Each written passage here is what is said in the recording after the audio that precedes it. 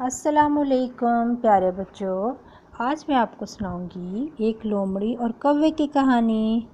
ایک دن ایک کوا کھانے کی تلاش میں پھر رہا تھا۔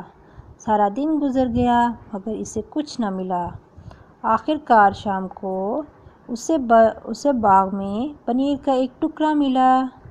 پنیر کا ٹکڑا اپنی چونچ میں دبا کے درخت پر جا بیٹھا۔ اسی وقت وہاں سے ایک لومڑی کا گزر ہوا۔ لومڑی بھی صبح سے بھوکی تھی اور کھانے کی تلاش میں تھی۔ کوے کی چونچ میں پنیر کا ٹکڑا دیکھ کر اس کے منہ میں پانی بھر آیا۔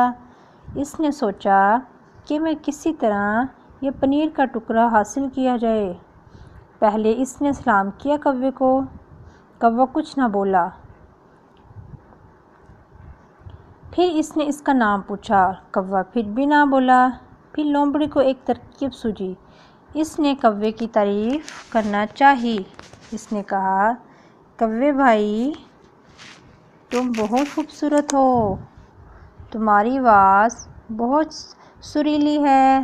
تمہاری آنکھیں بہت چمکتی ہیں۔ کوا اپنی تعریف سن کے چپ نہ رہ پایا۔